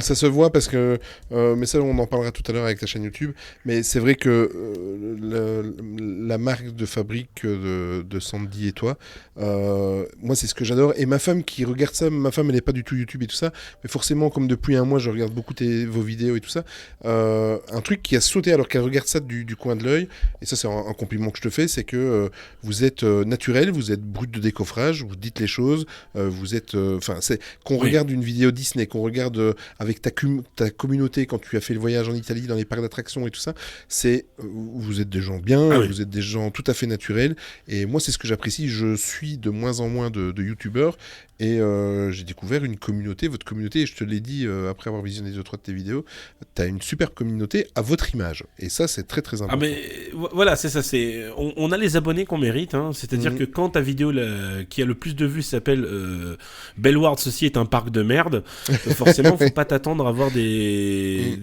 petits gens tout gentils, tout mignons derrière toi, c'est des gens qui sont comme nous, qui aiment ce qu'on fait, c'est pour ça aussi que ça a pu nous apporter avec d'autres aventures des soucis avec des parcs ou des trucs comme ça, parce que quand j'aime pas, j'ai du mal à dire que j'aime quelque chose quand j'ai l'impression que je me fais arnaquer. Mais c'est parce que c'est comme ça que je fonctionne. Ouais. Lorcana, jamais j'aurais cru qu'un jour j'allais me mettre à collectionner des cartes et parce que j'étais le premier à dire regardez David Lafarge Pokémon, qui est le plus gros youtubeur Pokémon. Je me disais mais c'est complètement ridicule ce qu'il fait. Je me suis dit c'est n'importe quoi.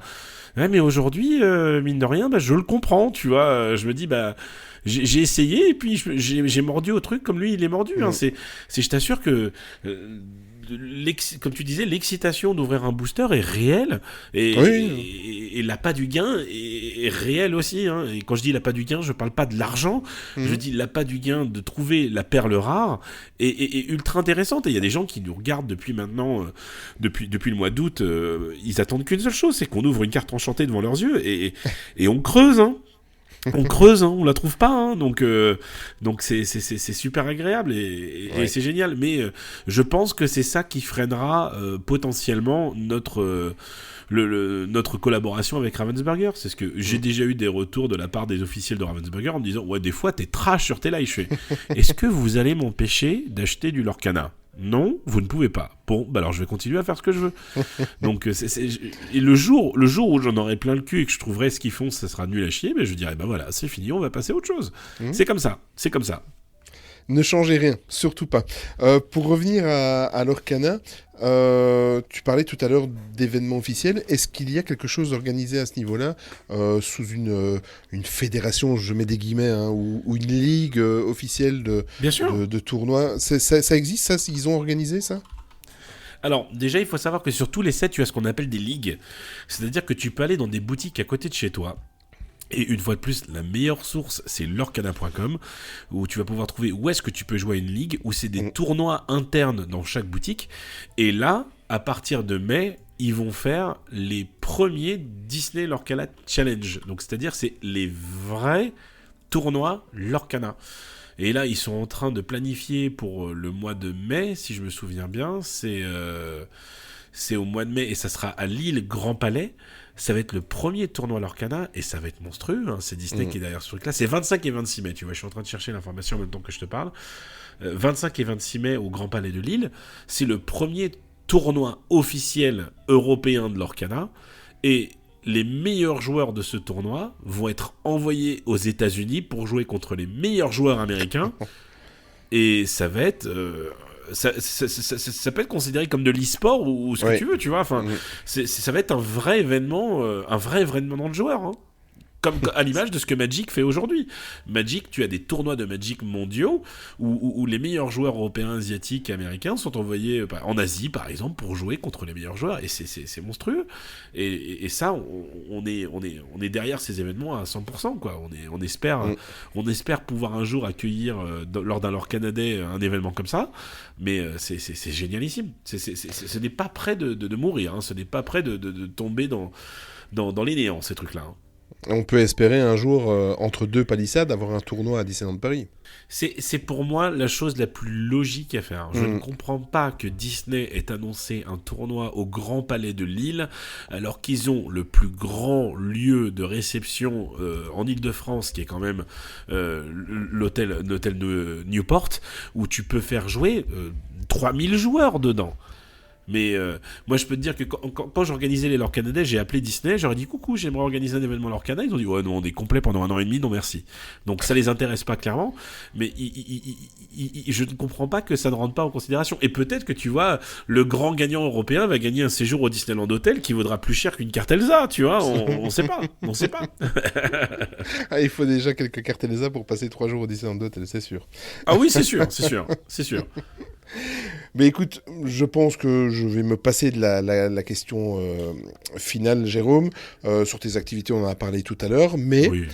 Tu peux, en conclusion, avant que je conclue cet épisode, tu peux nous rappeler un petit peu où est-ce qu'on peut te trouver, que ce soit du Disney, pas de Disney, parce qu'encore une fois, ce que tu as envie de nous dire. Eh bien, vous pouvez me retrouver sur YouTube, en ce moment, hein, la chaîne, vous tapez Jérôme en live, vous pouvez la trouver, mais la chaîne pour l'instant s'appelle Les Bouilles en live, et on fait une vidéo par semaine ayant une thématique de parc d'attractions ou de loisirs. Si vous voulez entendre parler de la Disney Cruise Line, par exemple, ça en fait partie des sujets qu'on parle, de parcs d'attractions, d'escape game, d'expériences. On couvre tout ça sur notre chaîne. Sur Twitch, c'est 3 à 4 fois par semaine, donc c'est twitch.tv/Jérôme en live, mais une fois de plus, tous les liens seront mis par Olivier, qui sait très bien manipuler les descriptions de ces podcasts. Sur Instagram, sur Jérôme en live.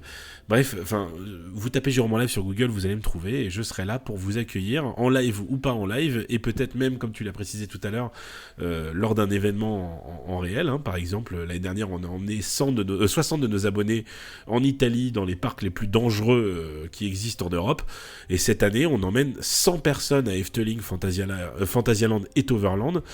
Qui sait, peut-être qu'un jour, on fera un séjour à Disney World et que vous serez invités, et Olivier sera dans l'avion avec nous, on sait pas. Pourquoi pas. Mais n'hésitez pas à nous suivre. Mais par contre, Olivier, avant que tu fermes ton podcast, tu avais mis une question en conclusion que je trouvais très intéressante par rapport au fait de pourquoi est-ce que Disney n'avait pas imaginé un jeu comme ça avant. Exactement, mais j'allais te la poser. Je sais pas si t'es au courant, mais... je croyais que tu voulais conclure là-dessus. Non, mais vas-y, tu peux y aller. Mais écoute, pourquoi Disney n'a-t-il pas imaginé un jeu pareil alors que c'est une évidence totale? Pourquoi ça n'existe pas déjà depuis plusieurs années? Voilà, comme ça je te la pose. Parce qu'ils n'avaient pas le bon partenaire pour la bonne raison. Ils en avaient déjà fait un. Ah bon? Ça s'appelait Wizards of Mickey. C'était justement sur le dessin animé. Oui, ils ont sorti déjà un TCG en 2008 qui a complètement floppé. Et du coup, c'était pour eux une aubaine de trouver des gens comme Ravensburger, parce que Ravensburger, c'est quand même une société allemande qui est réputée depuis des années pour sortir des jeux de qualité. Je ne peux que conseiller et recommander Villainous, qui est un jeu extraordinaire. Excellent. De par son graphisme et de par ses mécanismes innovantes. Mais par exemple, à Ravensburger, ils nous ont présenté un jeu pour enfants qui s'appelle 1, 2, 3, faufile-toi, et la mécanique du jeu, et le jeu est trop beau, quoi. Donc, je pense qu'il leur manquait un partenaire idéal, et Ravensburger est ce partenaire-là, et ce qui explique aussi pourquoi est-ce que le jeu a tant de succès aujourd'hui, c'est parce que ils ont un distributeur formidable, je trouve. Après, bon, on en revient aux idées. Mais c'est une belle revanche. Oui, complètement. C'est une belle revanche parce que dans le milieu du jeu de société, Ravensburger avait la réputation d'être un éditeur de puzzles. Je suis exprès péjoratif. C'est exprès. C'est vraiment. C'était comme ça. C'était soit des jeux de pas trop bonne qualité ou des jeux lambda comme Mattel pouvait le faire avec des disques de chute, des conneries pareilles et des puzzles. Voilà. Et ils ont surgi de nulle part. Ravensburger depuis quelques années travaille justement à cette image-là. Et je pense que c'est un bon win-win entre Disney et Ravensburger qui en avait besoin, et c'est vraiment une très très belle revanche. Ah bah tu parles des puzzles aujourd'hui. Ravensburger, ils font des puzzles interactifs avec des escape games inclus. Ravensburger, je dois quand même préciser que c'est quand même ceux qui produisent aujourd'hui le Loup-Garou, qui est un jeu quand même que tout le monde connaît aujourd'hui. Las Vegas, c'est un jeu extrêmement intéressant. Et ils produisent aussi des jeux très compliqués, on va dire, dans les mécaniques. Quand même, les châteaux de Bourgogne, je sais pas si tu as déjà joué à ce jeu-là. Oui, c'est très, un très jeu bon Ravensburger, donc même le nouveau Porto Rico, c'est eux qui le produisent aujourd'hui. Ce ne sont pas des jeux simples, mais ce sont des jeux de qualité, et même pour les gens qui sont pas dans les jeux de société ou des trucs comme ça, ils ont des trucs qui s'appellent le Gravitrax. Alors moi je pense que j'aurais été gamin, j'aurais été maboule sur ce truc là.